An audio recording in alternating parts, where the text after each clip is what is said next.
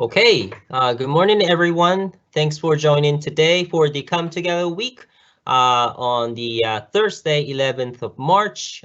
Today's session is the Newcomer Community Voices, as well as the birthday celebration event from GCSA. My name is Kenta. I work in the International Center as International Student Housing Coordinator. We have the wonderful guest speaker, Ishan Zashdeva, Hannah Schrolik, and Nicolas Gonzalez to share their experiences as newcomer. And I would like to welcome you once again to the Come Together Week. This week we celebrate the diversity and appreciate the cultural differences and to create more inclusive community within Georgian College and outwards within the community as well. So we're very excited that you're able to join us today and to celebrate the cultural diversity. On that note, I would like to get started with today's session. But to begin with, I would like to start with the land acknowledgement. Perfect. Thank you very much. Georgian College acknowledges that all campuses are situated on the traditional land of the Anishinaabe people. The Anishinaabe include the Ottawa, Ojibwe, and Potawatomi nations, collectively known as the Three Fires Confederacy. Georgian College is dedicated to honoring Indigenous history and culture and committed to moving forward in the spirit of reconciliation and respect with all First Nation, Métis, and Inuit people. Thank you. And I also put the link to the help with the pronunciation of the land acknowledgement, which was done wonderfully by one of our colleagues. So you can check out the YouTube video later upon. It's also available on the staff and student portal as well. Now, back to the Come Together week. Just a little housekeeping rules. Everyone is muted upon entry. Please send questions to the Q&A and chat. We will have time at the end to answer questions. We strive to create a safe space to share experiences, spark conversations, and embrace diversity to honor the culture and speakers' knowledge and experiences. Please ask questions and make comments with respect and enjoy. Now, a little bit more about the Come Together week. On the next slide, you will see a brief schedule, which has already happened within this week up until today. And tomorrow we also have the session of the history and importance of the land acknowledgement, international photo and short film competition hours. So if you're interested in learning more about the land acknowledgement and also to check out some of the beautiful pieces that was submitted for the competition, please come and join. That's 11 a.m. When I say come and join, it's also virtual. So please join through the link. Okay, I think we're having to wait for those wonderful guest speakers to speak. I'm pretty sure they're itching to talk. So let me introduce those wonderful panelists. Okay, like I said, guest speakers, maybe you can actually slide to the next one. Sorry about that. I'm just gonna wait for the pictures, and I'm pretty sure you see the faces already. But to your left on the slide, you see Ishan, who is the VP of Changemaking in the Georgian College Student Association. He is the Business Administration Program student right now. He's from India. We have Hannah, who is the lab technologist in EAP, graduate of General Business Program. She's from Ukraine. Nicolas on the right side, he's a graduate of General Business Program and he's currently pursuing Big Data Analytics.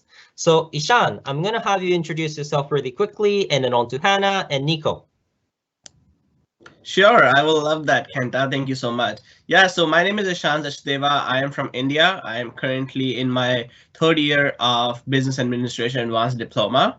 I'm loving my programs. I came into the 2-year business diploma. Now I'm in a 3-year one, so loving it. Over to you, Kenta. Hannah, please. Hello, everyone. I'm not sure if I'm live. Yeah. Hello, everyone. I'm Hannah Schrolik. I'm an EAP technologist.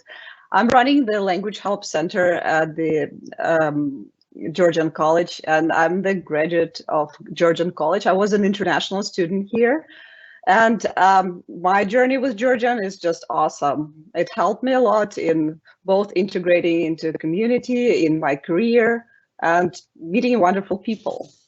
Happy to see you. Over to you, Nico. Hi, everyone. So my name is Nicholas. I graduated from the Business Administration program last year. I got to do a couple of interesting things like co-ops and volunteer as well during that program. And now I'm just Gcsa pursuing the big data analytics program at Georgian as well. Awesome.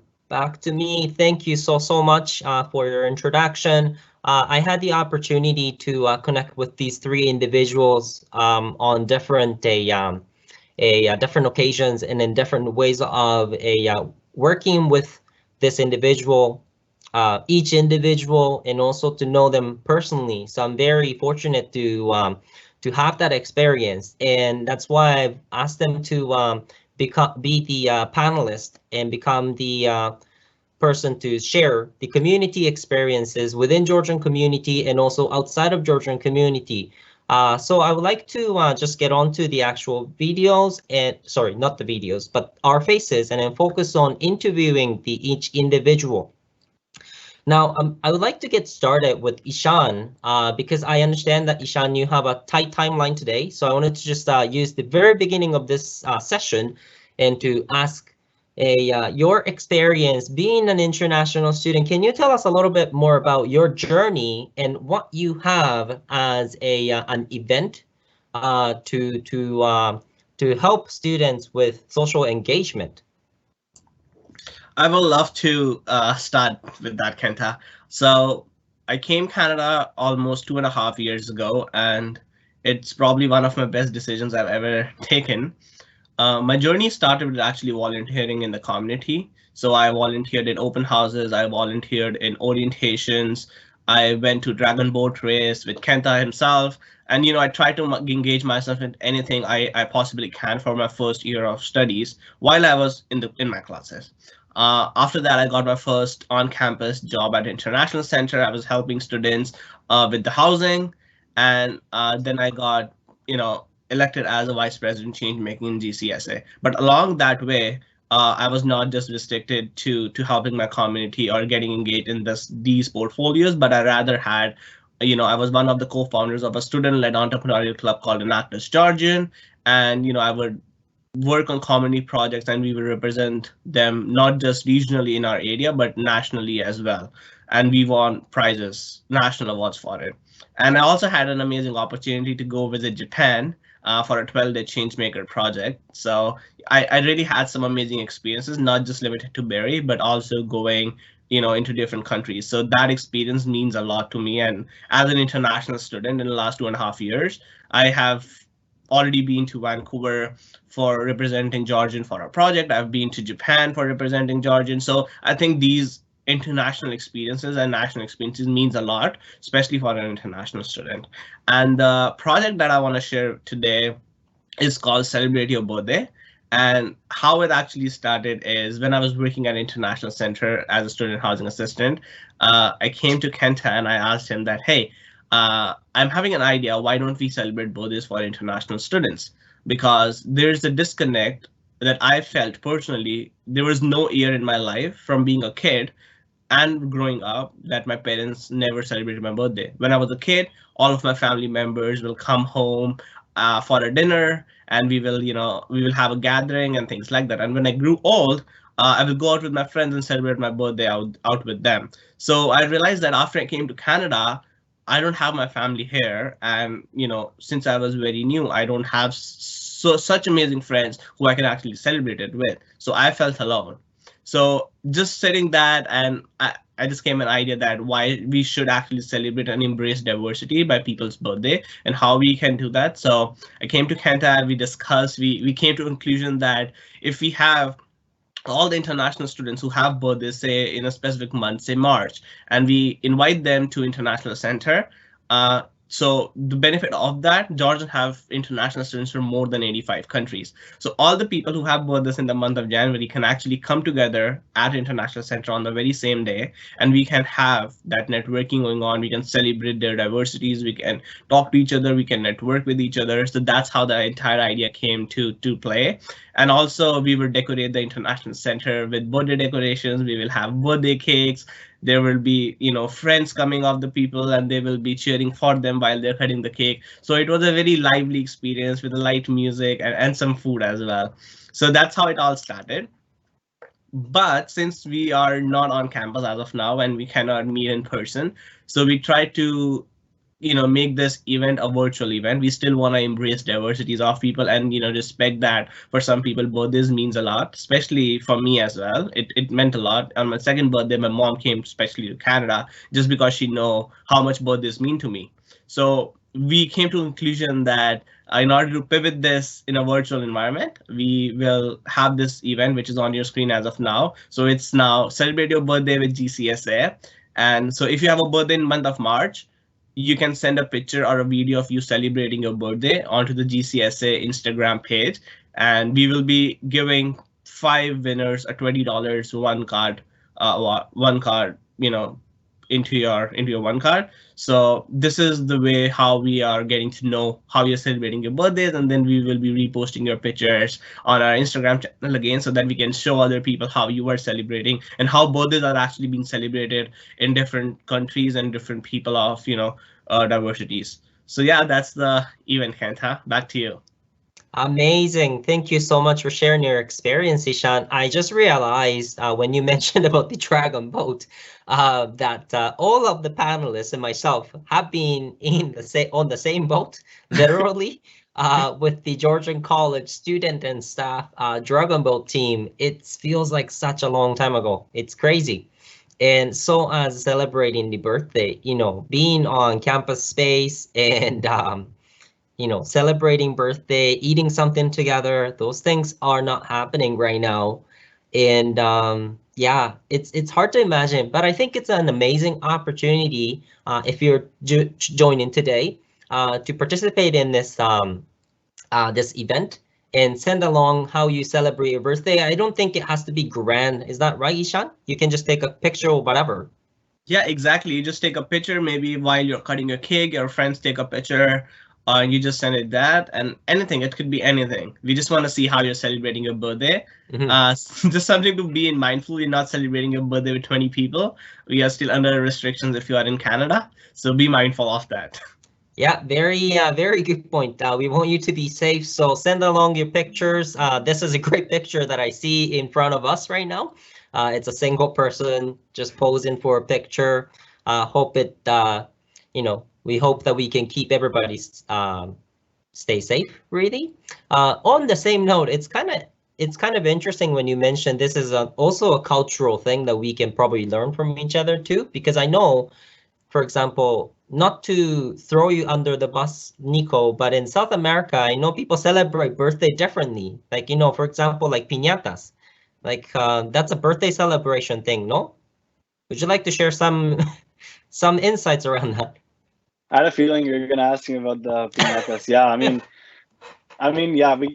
If you have a birthday, you kind of have to have something with that's sort of like a piñata. So like it can be any shape, but with like candy or whatever you want to fill it with, and you can take turns batting it down. But yeah, it's a classic. Yeah, sorry, I had to ask. I don't know. Is there anything that is special? There's something special for a birthday celebration in Ukraine, Hannah? It has to be a celebration, that's for sure. Okay. There have to be people. And for example, for my son's birthday last year in April, when it was already locked down, we had our friends drive by and honk their horns, and he was so happy. There was attention, right? So attention is basically what's expected on the day of the birthday celebration. The birthday boy, birthday girl is supposed to get a lot of attention. Right. And the yeah. cake, of course. Cake, of course. Okay, so that's a universal thing. But that drive-by birthday parties, I thought it was very North American. That I will never see. I'm from Japan, by the way, and I will never see that in Japan. I don't know if that's something that happens in India or Ukraine or in Chile, but right. But anyway, thank you so much, Ishan, for your introduction, sharing your experience to your event. I know that you have a tight timeline. So on that note, I would like to say thank you. And I hope everybody can join and share bits and pieces of your happiness while celebrating your birthday. So thanks, Ishan. Thank you so much, Kenta, for having me. Bye. Wonderful. Okay, so sorry, Josiah, maybe we can just go to screen mode now. I'm going to start asking a few questions to Nico and Hannah. So I would like to introduce you guys as a representative of the community and also Georgian College. Of course, Ishan is one of them as well. And I have come across, or I know that you have done an interview piece with the Barrie Public Library, and I had the opportunity to listen into your videos. It's such a wonderful experience. So for those of you that are tuning in, I hope you get a chance to visit this page and check out their interview. So my questions to them is going to sort of based on their experience that they shared in that session. And from that, and on the same note, both of you, I wanted to ask, both of you had an experience coming to Canada as a newcomer in the way. Can you share what was it like for you to adjust to the new environment? Maybe I can start with Hannah.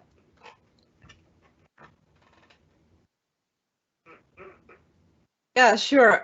Wasn't easy, of course. At the same time, I think I was lucky that I came when we didn't have the lockdown yet, and I could meet all the wonderful people in person.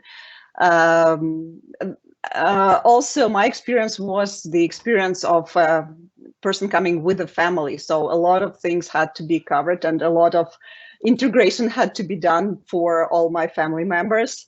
And I found a lot of help both at college and in the community, to the point that when, for example, we came to the Newcomers Welcome Center to register my kids for the school, we just met a random person who ended up being our lifelong friend and helping us with so many people, with so many things, with furniture, with finding a place to live.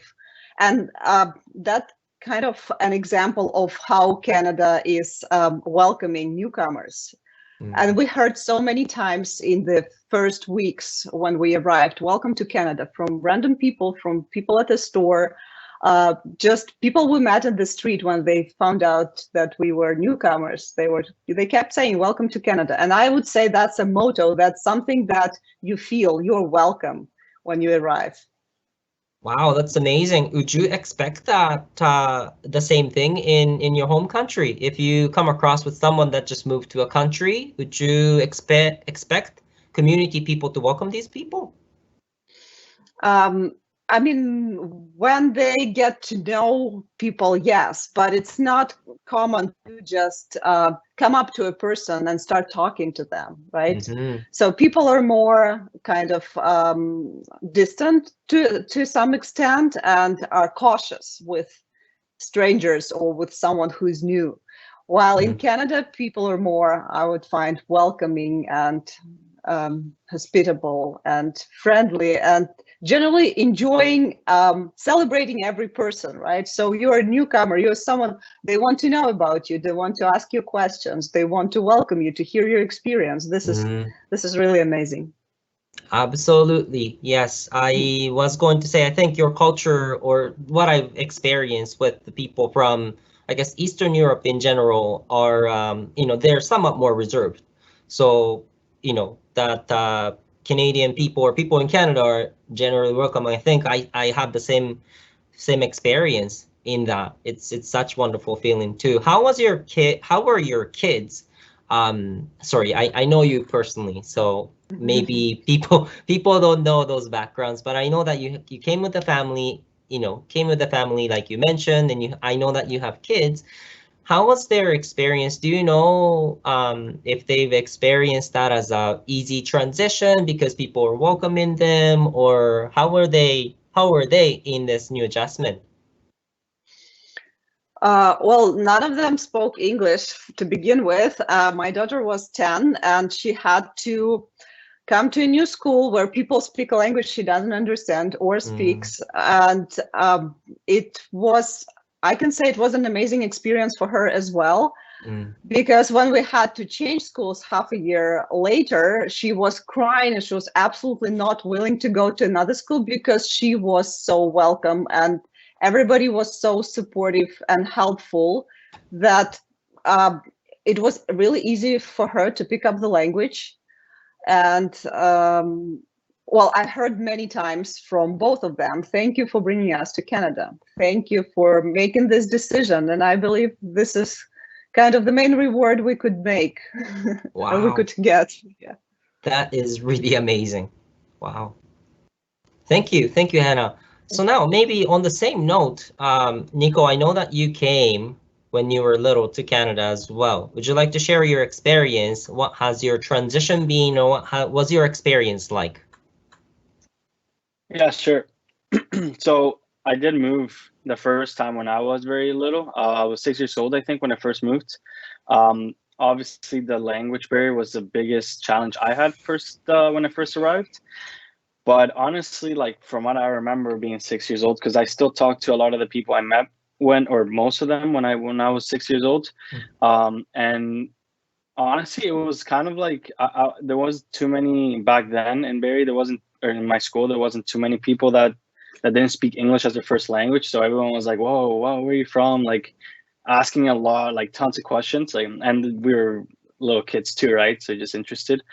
And I also had the teachers that were very helpful. I had one teacher that spoke Spanish as her first language. So she really helped me kind of made just getting used to to Barrie and to English in general, just made it way easier. And then all the friends I still have and that I met back then also made the transition way easier. Just being really just nice and tolerant, I guess, because for me English was like zero. Like I really didn't know anything, so I had to start from scratch, right? And they were all very helpful with it. And then after like a couple months, I started just getting used to it, to be honest. Winter, not so much. Still not used to it, but the language I got used to it, and just how the school worked and everything.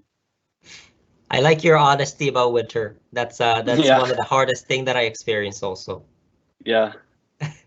I know that, sorry, I'm skipping over, people may not know your experience in depth, but from the library's interview, I came to know that you went back and forth, moving Right. to Canada, moving back to Chile, and then moving back to Canada once again. Yeah.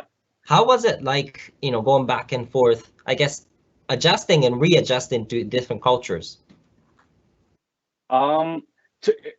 When I came back, because when I moved to Canada the first time, because I was so little, it wasn't a huge impact. I think I got pretty used to it quickly. But when I did move back again to Chile, I was already a teenager.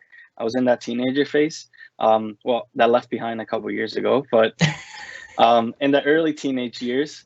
So it was harder because, we're just meeting people from scratch again, being 13 years old. I think I was 13 years old when I moved back. And the culture is just way different. They're more, I think, as I said in the library as well, the interviews, more sarcastic. So it's not that they won't help you out, but they will help you out, but they'll throw jokes in there and stuff. And I didn't really understand any of the jokes. Like and my Spanish was like way different than theirs. It was more like just more clean and not so like rough, I guess. Like I pronounced every word exactly how I read it, and they didn't. So it was hard because and the school system's different too. So what I was taught here, they were not really seeing the same things like in chem and science and math and all those subjects. So I had to get readjusted with all of that as well. And that was a challenge moving back again to Canada. But the reason we did move back to Canada is because my parents found that there was many more opportunities here. going ahead than they were in Chile. Wow, that's amazing. And you know, honestly, when I first met you, I didn't think. I mean, of course, you speak English perfectly now. Not that I can speak English perfect, anyways. That I didn't think you're from overseas. I didn't think you're a newcomer in a way. You've been here very long, so it makes sense that you speak great English. But also, I guess your cultural adaptation and all that too. You didn't come out to me as a struck to me as an international person when I first met you. I can certainly appreciate your experience, and I'm pretty sure yourself, Hannah, and also your children may have experienced that adjustment, you know, coming to here as a new student as well. Maybe the differences in learning and such. Now, I would like to move on to the next question. You mentioned the interview again in the library that people or you know, people from the community helped you settle into the community or to the city. Can you share a more detailed story about that, if there's any anecdote?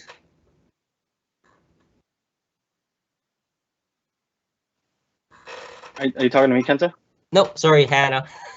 Oh, yeah. Starting to get warm now. Now that I think about this experience of the first couple of years, that was a pretty rough anecdote with a lot of things going on, because I had to be a student, I had to work part-time, I had to make sure the kids are good with coming home from school and all that. And yeah, there were a lot of things that we found were different. Some of the things were a struggle, like you had to have a car in order to be able to commute, to go places, to take kids to sports and stuff. On the other hand, there were a lot of things which were offered to newcomers. Some of the things were free. Some of the things were the thing that struck me first, that how many people were willing. So we went this friend, like I said, at the Newcomers Welcome Center. And we came to a rented place, which was empty naturally, and we needed furniture, we needed everything, right? And our friend just sent an email to all of his friends saying, okay, there is a new family and they need things for their household. And then he just kept bringing things every day. It was so funny. At some point, I told him, okay, can you see anything in this house that wasn't brought by you? that was an anecdote. He was like, no, everything in this house was brought by me. But that's just amazing. Things in really good or in really good condition that people were willing to give away for free to some newcomers. And this is the attitude that I keep meeting everywhere. And even now that we're not new anymore, we still, when people get to know us, when people meet us and they get to know that we're from overseas, we have this genuine interest, this genuine desire to help, and overall, like, just only positive vibes. Wow, that's so. Can I get that person's contact? I may need some furniture pieces, and I'm kidding. You have him. I thought so. But sounds like this, you know, this welcoming environment and those friendly people have made your transition a lot easier than it could have been. Absolutely, especially at some times when it was particularly hard. There was always someone to give a hand. There was always someone to support. You know how hard it is not to have a family, right? When you move and your parents stay, or your parents or your relatives or your friends stay somewhere else, and it's not a very close distance, right? So you end up not seeing your family for a couple of years. Absolutely. But when you find so many amazing people here, like the family of that, one of the first friends we met, the family of Steve, we call them our Canadian parents, because they have been taking care of us and checking on us and just showing all this warmth, family warmth, that's really appreciated. And it's not because we're such wonderful people. I think that everyone who comes will need this attitude, will need this friendly help. That's just Canada. Yeah, no, I agree with you. I'm not going to disregard your comment about you not being wonderful people. You guys are wonderful people. But I agree. I think there's that attitude towards life, and I think towards people of welcoming, I think, in general. Now, I'm going to turn it over to Nico, if you're willing, sir. You mentioned there, yes, you mentioned there's a difference in student life and culture, and it kind of touched on it while you were sharing your experience a little bit a while ago. I think one of the major thing that you mentioned was working during your studies or not. I think it was a major difference that you mentioned you experienced. What do you think are the benefits of those two styles, or like what were the observations that you've seen? Well, I think, the thing is, that the students either, can you hear me? Yeah, now you're back. Yes, there was a little bit of lag. Yeah. The students in Chile just focus on either studying or working, depending on how old they are. If they're old to work, like 17 and forward, they either study or work. They don't really have time for both. And when I came back to Canada the second time, and I was already 16, I was already seeing people about 17 working and saving up for, cars and paying for their own phones and kind of already having some adult responsibilities, I guess. So I was like, wow, I really got to start working then, I guess. And I guess one of the benefits in Chile is that you can really focus on doing just one or the other. You can just focus on either your studies or just work. But to be honest with you, I like more the way that it is here, because I feel you can do both. It's not like you're kind of like miserable doing both. It's like you can adjust yourself and do both at a very young age, like 17, 18, you can start working, studying, and kind of taking on those responsibilities that you're going to have eventually, like paying your phone bills, saving up for a car if you want, kind of getting like credit score figured out. Like they have more of they start understanding here those challenges and kind of start preparing themselves better for the future. That's what I found, and then that's what I did too. And like now I don't really see myself just doing one or the other. It's like I can do both. Absolutely. Thank you for sharing that. I'm going to share my personal experience too, coming from Japan. I think when I was in high school, I didn't have to make money to pay for my phone bills and anything like, rent and stuff like that. But then when I came to university, then that's when it kind of started ramping up and I started have to pay for my phone bills and stuff like that. So there was a little bit of transition for me too.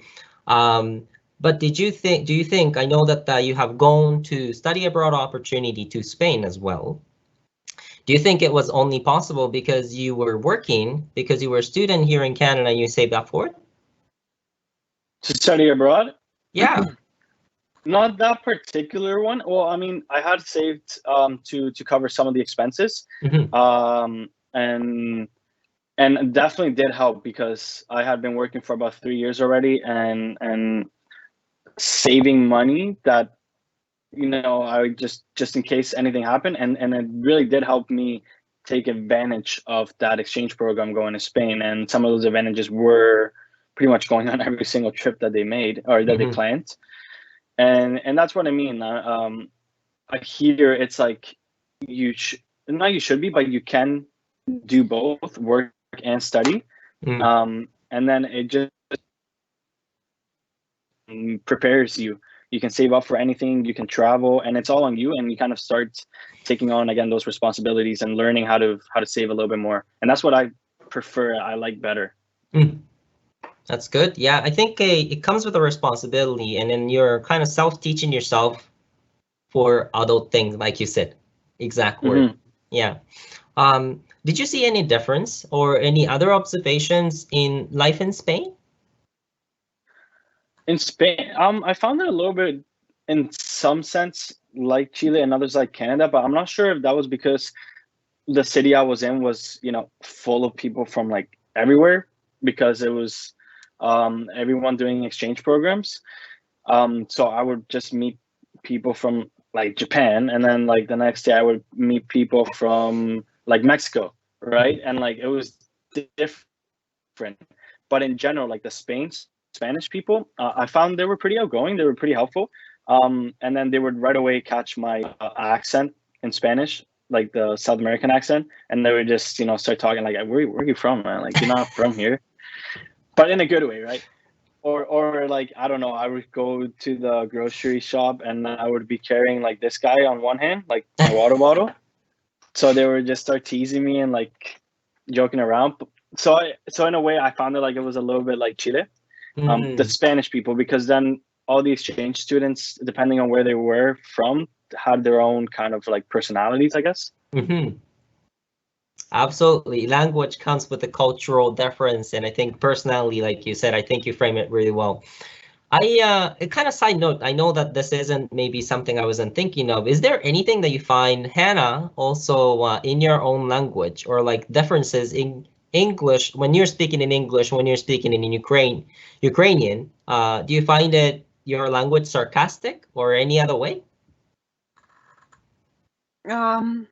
I heard someone say that my voice changes when I speak my first language. Okay. Yeah, and maybe it's true. And I find, because that was part of the course that I once used to teach in Ukraine, theoretical grammar and the way languages shape thoughts.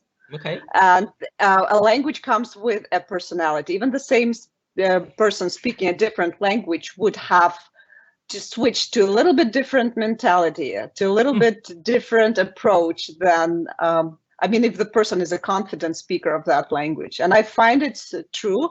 I wouldn't say when I speak my first language, it changes to something sarcastic, but I don't have to think that much or when I speak my first language. So it would be more maybe impulsive.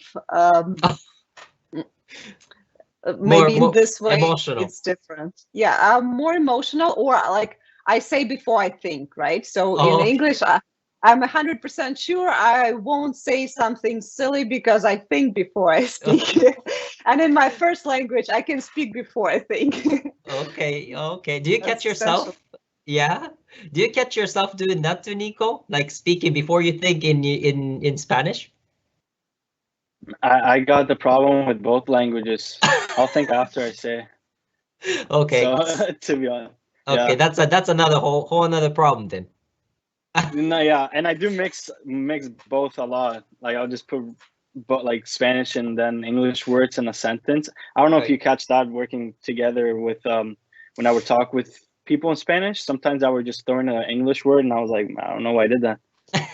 Not really. I guess you're Spanish too fast that I can't catch. I was just thinking to myself, like, do I speak before I think in Japanese? I don't know. It's a hard saying. Anyway, that's awesome. Sorry for those of you that are listening right now. I just wanted to also mention that like Nico, there's opportunities for Georgian College students to study abroad, and I think there's a promotion going on Facebook right now about the study abroad opportunity. So if you're definitely interested, check it out, and follow us on Instagram, Facebook. The International Center's handle name is IC Georgia. Now, okay, back to Hannah. I was very curious about this one. You mentioned that you chose Barrie because there was some Ukrainian community over, I think, other places that you had thoughts about.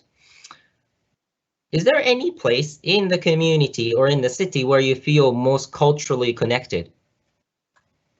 I think it's not really the place, it's the people. And I know Georgian College has its own Ukrainian Youth Association or Ukrainian Student Association.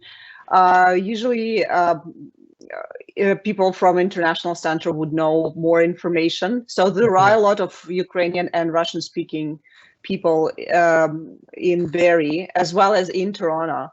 But when we were choosing the place to live, because we have a family, we didn't want like a busy urban place like Toronto. We wanted something smaller, but at the same time within the easy traveling distance from Toronto. So if there are, especially pre-COVID, there used to be a lot of events taking place in Toronto to celebrate the Independence Day of Ukraine, to celebrate some other like big holidays in the community, like Ukrainian festivals. So it was easy to travel, to participate. And at the same time, basically, if you wish to, you can mostly only speak to people that speak your language, because there are so many of them here, and that's really easy. And that's what I think. We don't have like one specific like cultural place here, but it's the people. It's not the place who make the community and who stick to the traditions. Like we celebrate the Ukrainian holidays. Pre-COVID, we go to each other's places and just keep the tradition going. Also, another place, again, Newcomers Welcome Center offers classes for kids to learn their first language, and Ukrainian and Russian are there as well. They offer, I think, every Saturday. So that's another place where you can take your kids and have them learn language and meet other people, meet other kids who speak the language. It's a wonderful resource. Absolutely. Yeah, it will be actually nice to have this kind of festival, or I guess cultural celebration within our own community one day, I hope. Yeah. Nico, do you feel any cultural connection to back home, anywhere within the community, outside the community? Is there anywhere, anything that you would like to share? I think it might be a little bit harder to really identify a place, just because I've been here like for a while now, I guess. So I kind of just feel like connected anywhere. But yes. I mean, if I had to choose like kind of like South American, it would be especially when we do activities, for example, soccer activities at the college, or now it doesn't even have to be at the college, or I mean now nowhere, but before or everything, soccer games nights at random fields, and like a lot of Latino friends would show up, and then that would be like I was playing a little small game back home. But apart from that, I do know some people from Chile that live here in Barrie, and when we do hang out, I can just, I don't really have to, I can just speak, and they'll understand, like, because the Spanish is different depending on where you're from. Sometimes I have to pace myself. But if I do hang out from people like from Chile, then I know I can just speak, and then they'll understand me. Interesting. So you would say that when you're connecting with other Spanish speakers, you are also kind of disconnecting from your own language, yeah? I do have to keep in mind like what I say and then how I say it, because I know that they won't understand if I just talk to one person from Spain and then or Mexico and then talk to someone from Chile. Then I do got to keep in mind that they're not from Chile, so. Interesting. Yeah, no, I know that personally myself too. They have different accents. Do you have that in Ukrainian as well, Hannah? Do people speak differently? Not really. In Ukraine, we would have people speaking Russian and Ukrainian. Right. So that's kind of the question. However, we do have like Western parts of Ukraine where people speak Ukrainian, and it's the Ukrainian under the influence of Poland and Hungary, so it would have been a little bit different. But I think they would still be able to understand you. However, you can tell, right? You can tell what part you're coming from, or whether you prefer Russian and Ukrainian is your second language, or whether you're comfortable with Ukrainian, but most likely you also speak Russian. Gotcha. Okay, so there's communal or more of mutual language, and then there's that, not dialects, but specialized language, I guess, in different parts of the community. Yeah. Cool. Okay, so I'm trying to think for more questions. I have a little bit more.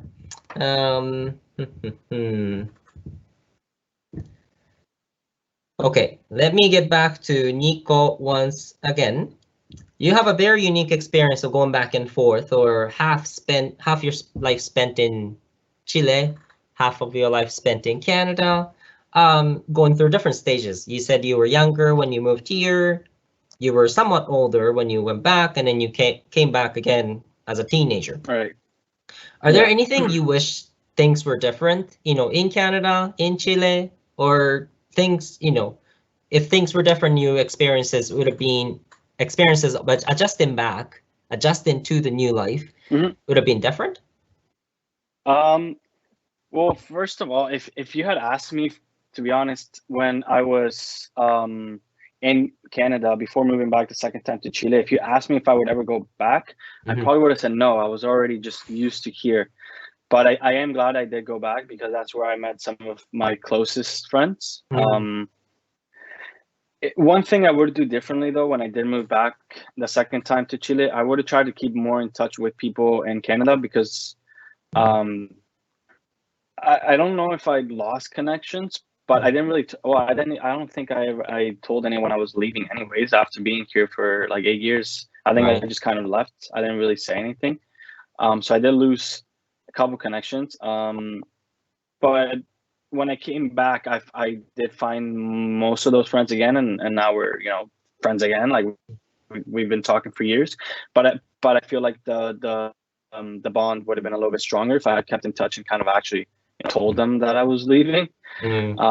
Because I never told anyone when I was coming back either, when I did come back. So that's one of the things I would have done differently, try and keep those connections going, because now wherever I go, I keep the connections. If like, for example, I've been to Brazil for a couple of weeks. I talk to those people, even though it's been like 7 years. People in Europe, like daily, that I met in the exchange program, people in Chile. So I think maybe I learned from that, but that's one of the things I would have done differently back then.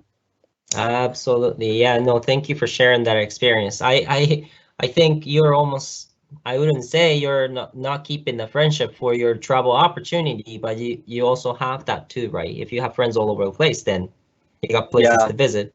I got a couple of houses that can be like hotels, Yeah, you want to have friends all over the place for sure. Yeah, it's good way to keep to stay in touch. Yeah, absolutely. Hannah, big question. You're so smart. I know you have PhD. Even then, you had a long path to your permanent residency in Canada.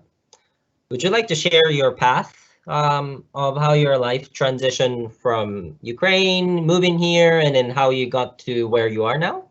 A little bit?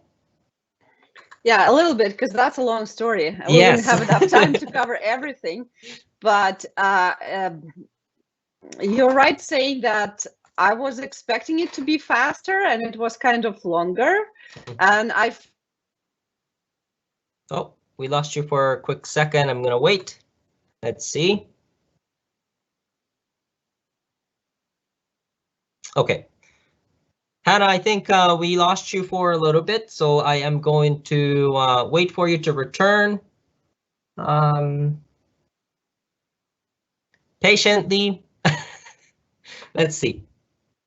I think you guys lost me too. No, we can still hear you, Nico. No? Yeah, you're fine.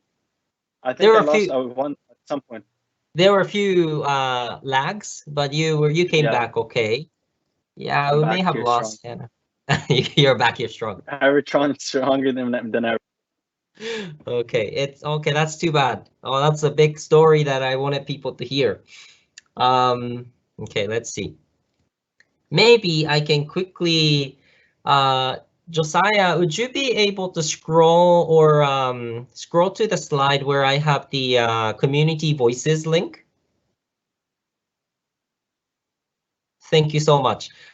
So for people that are tuning in, this is the link for where this is the slide and the link where you can find the interview videos of Hannah and also Nico. And there's another student, I believe she still is a student of Georgian College, who shared her experience coming as a newcomer here also. So when you have time, please do visit this page and listen to their amazing stories. Hannah, you're back. Yes, I'm sorry about that. Probably disconnect. That's okay. So I'll turn it back to you once again. I think literally when you started off, it got cut off, so you can start over again if you don't mind. Yeah, for sure. I was saying that everything in Canada comes true, but it takes time. That's basically the main problem that I came to face. I was hoping to get the permanent residency sooner, but it took the whole 4 years to finally finalize this process. And because the system, the express entry system, is so specific that it gives you points for all of your achievements, including your age. So that was a little bit stressful because basically every year you're losing those points. But essentially what I had to show was my previous experience, my language level, the fact that I took the program from a designated learning institution in Canada and 1 year of working experience in a specific occupation, which finally everything came to the right end and we were able to get our permanent residency. And I was able to actually, something that I'm proud of, to finalize it myself without using any lawyer or immigration consultant, which was also like, it shows how transparent the system is. Like you meet the requirements, you get what you want, right? But it takes time. It takes time, effort, and I can say that Georgian helped me a lot by actually providing both my studying experience, my career, my working experience, and helping in every way by with all the documents, all the letters I needed. Yeah, so that was a journey, but we had the happy ending. Absolutely. Congratulations once again for your permanent residencies, for sure. I'm so happy for you. Thank you. It just bothers me. I shouldn't say that word, but it's very shocking to me to know someone as skillful as you, having the professional experience back home, having PhD, can struggle, come in as a newcomer.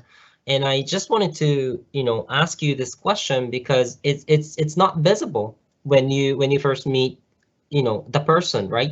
You would just think, okay, this person a newcomer. So I think Canadian people being welcoming and helpful is very helpful in a way. I think easy on the newcomer's mind, very helpful to get started in the new life. Would you agree? Yeah, for sure. It is very helpful. And all the experience, like at some point, it's frustrating that you have to start kind of from the scratch, but you're not starting from the scratch. All you have to do is just convert your previous experience to just verify and confirm it. And this experience will be appreciated in your new country as well. So it doesn't go away anywhere, right? It just takes time, step by step, just like I was getting I had to get a fresh teaching certification, Ontario certificate, teaching English as a second language. Like it takes steps, but people do recognize, and they recognize it as a great achievement, the PhD and the languages and all the previous experience. They don't disregard, they take it as a great advantage and they appreciate it a lot. And this is really rewarding. No matter how much time it takes and however hard it is at times, you know that all of your achievements will be appreciated and celebrated. And it doesn't go anywhere. You're a personality that embraces all this previous experience. 100%. So this is great. 100%. Thank you. Thank you. Thank you. Yeah. I don't want to disregard again both of your experience sharing in the libraries, Barrie Public Library's interview video. So I'm gonna get back to the end of this session once again to the link so that you can go visit and then listen into their interview videos once again. Now, finally, but not least, Nico, Hannah, both of you, what kind of things were you involved within the community, and where can people find you in the community? Or if you don't want to be found, maybe you don't have to share. Maybe start with you, Nico? Yeah, sure. What do you mean, sorry, by being found? Like I'm saying because where I I can live? find you very easily when I'm playing soccer because you're involved in soccer Ah, and you're okay. playing in the leagues and stuff like that. I misinterpreted. I thought you wanted my like home address. No. Well, right now I'm not able to volunteer anywhere just because the restrictions. It's a little bit harder. Mhm. However, I was involved in, I think, the last 3 years in Christmas cheer. So Nice. helping, make the packages for families in Barrie for Christmas time. I do try to do that every year with not just me, my family just is already kind of like involved. We already know the process, so we can help out even more than before. So I try to do that we try to do that every year. The Christmas cheer. I've also done the dragon boat. So before I was part of the team with both of you, I did I helped the back end of it. So I just the whole tournament. And then where you can find me is hopefully when, as Kenta said, when everything kind of some of the restrictions are easier going. I playing soccer definitely wherever we organize it. And again, also when the rowing is back, I'm usually lakeshore if I'm not studying in the big data. Well, hopefully summer will be beautiful this year and maybe things are better. What about you, Hannah? Well, you can find me on tennis courts in summer, Kenta.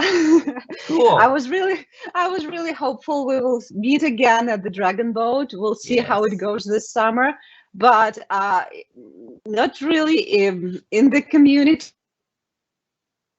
Oh, come back. Did I lose myself? No, okay. Oh, I think we lost Hannah again. Okay, that sucks. Well, sounds like you can find Hannah in tennis court. You will find Nico on the soccer field. But I wanted to ask this question because you will meet such wonderful people and diverse people in the community in a lot of places, in different places. So, also international students, newcomers are looking for opportunities to be part of the community. So if there's anything that you can share to the people, please do share if you're listening to this. And if you know someone that may be a newcomer to the community, it will definitely help. Yes, did you have something to say, Nico? Yeah. I was gonna say, adding to that, if you do, like particular sport, that's what I know most of. Sorry. There are various group chats that you can join, like WhatsApp group chats, for example. And then, if, for example, soccer, there's tons of people in those group chats, and there's usually something going on, especially now that the weather is getting warmer. You can definitely try and find them, and then you're added to it, and then you're up to date with what's going on when eventually we can play soccer. So that's just adding to what Kent said. No, awesome. Hannah, you're back. Yes, I'm sorry about that. That's okay. Yeah, I was just saying that in the community of Georgian College, you can find me in the Language Help Center. So I'm now helping other international students with their grammar and language, with their writing. Amazing. And I'm happy to support students in English for Academic Purposes program. So yeah, I'm happy it's part of my job now to help other international students. I'm sure students are happy to have you. I hope so. Yeah, I'm absolutely 100% sure. Okay, so on that note, thank you so much, Hannah, Nico. Ishan's gone, but thank you so much once again for your wonderful time and amazing experiences. Joe, if you can turn it back to the slide, I'm going to end this presentation or the session with the just final introduction to the library hub.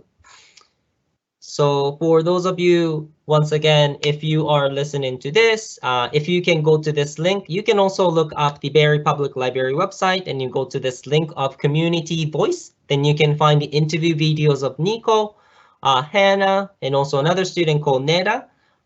So please check them out. And then there's also other people that are sharing their experiences within the community as well.